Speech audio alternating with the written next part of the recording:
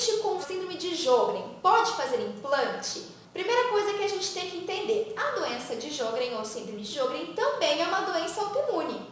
E dentre todas as doenças autoimunes é uma das mais comuns, certo? E é bem comum, inclusive, em paciente que tem hipertireoidismo. É comum o paciente também desenvolver síndrome de Sjögren.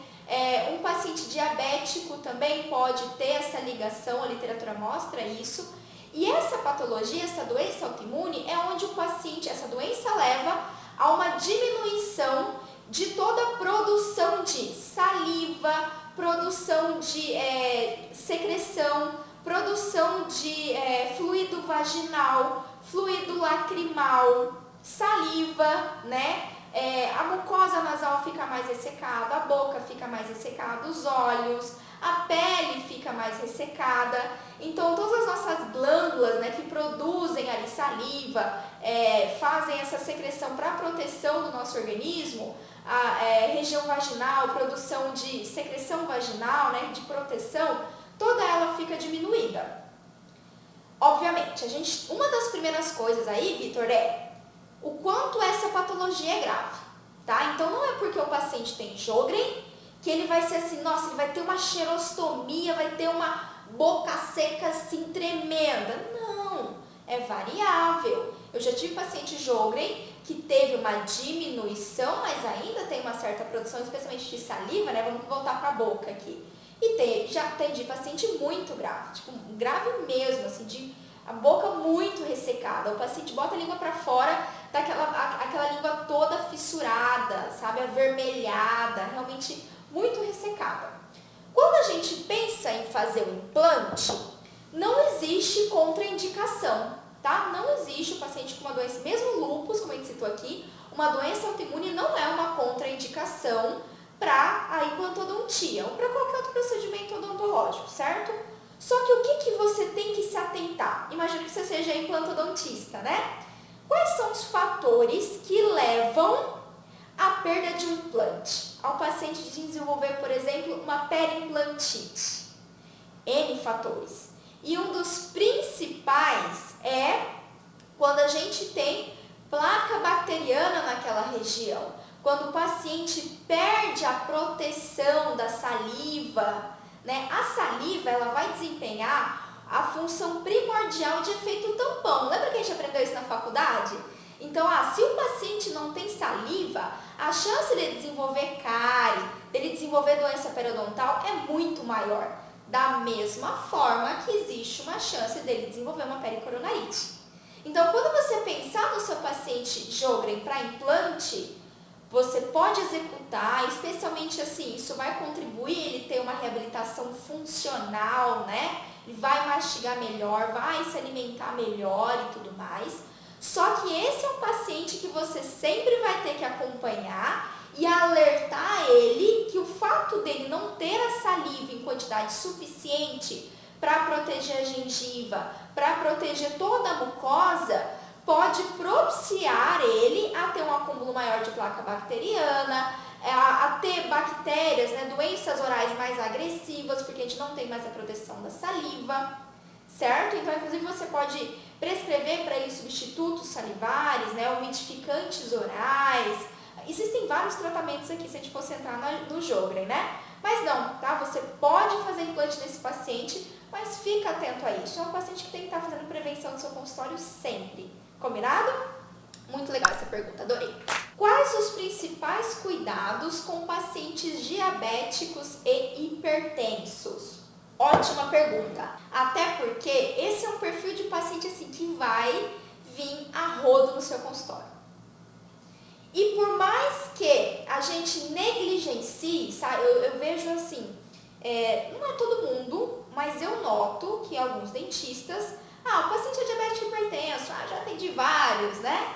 Dogs, a diabetes e a hipertensão é uma patologia crônica, silenciosa e pode levar a intercorrências importantes dentro do consultório. Então, por exemplo, a gente falou de lúpus, a gente falou de Sjögren aqui, né? A gente falou de várias alterações graves, enfim, doenças autoimunes importantes. Só que a diabetes e a hipertensão é tão importante quanto, tá? Então, quais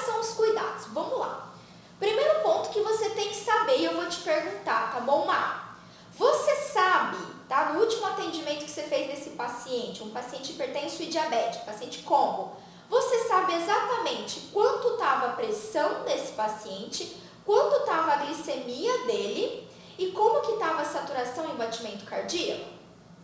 Essa é a primeira coisa. Por quê? Porque todo o nosso manejo odontológico, se tratando de um paciente diabético hipertenso, vai depender boa parte disso. Ah, Camila, qual anestésico que eu vou utilizar para esse paciente diabético hipertenso? Não sei. Como está a pressão dele no dia que ele foi aí no seu consultório odontológico? Você aferiu a pressão arterial dele? Você conferiu qual que é a glicemia desse paciente? Lá, usando ali um oxímetro, uma glicemia capilar, que você pode ter no consultório, que é super barato de ter. Por quê? Porque o meu cuidado odontológico vai depender disso. Qual anestésico que eu vou utilizar vai depender disso. Se eu vou ter ou não que passar uma profilaxia antibiótica porque é um paciente diabético, Pamela. Nossa, eu já vi algumas coisas, alguns artigos dizendo assim que paciente diabético pode ser um paciente imunossuprimido, pode ser um paciente que tem dificuldade de reparação tecidual. E aí, né? Eu prescrevo ou não antibiótico? Não sei.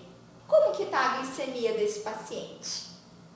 E se for mais além, dependendo do que você encontrar na glicemia, você vai ter que avaliar a hemoglobina glicada desse paciente, né? Para você determinar ali se há necessidade da terapia antibiótica ou não, né? Qual que é o prognóstico se eu fazer um implante nesse paciente diabético hipertenso?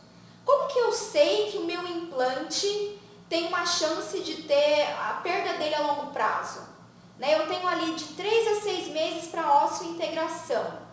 Tem como eu saber se tem um risco maior de não ter uma ósseo-integração tão efetiva? Tem, com certeza tem. Tem como a gente ter muito mais previsibilidade. Só que aí uma das coisas que eu vou ter que avaliar é eu dentista, avaliar os parâmetros, os sinais vitais do meu paciente. Certo? A gente brinca dentro da Academia da Odontologia Sistêmica, que é meu treinamento e mentoria online, que tem que fazer, tem que estar pago. Manda aí, quem é do time AUS, quem é do batalhão AUS, manda aqui pra mim, tá pago, tá? O que é o tá pago? Você sempre tem que fazer o pago para avaliação dos seus pacientes. Aqui no consultório é protocolo, pessoal, seja um paciente com atração sistêmica ou não.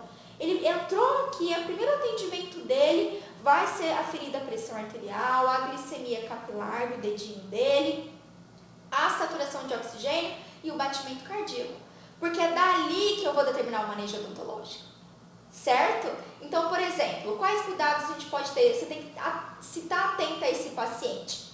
Ambos, né? O combo diabético e hipertenso. Esse paciente tem um risco muito maior de ter doenças cardiovasculares graves.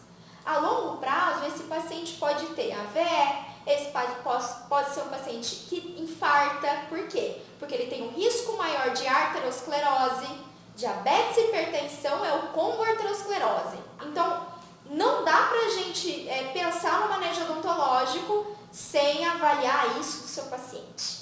Combinado? Então, ó, próxima consulta que você atender um desses pacientes, já verifica isso. Porque é dali que a gente vai fazer o nosso manejo odontológico.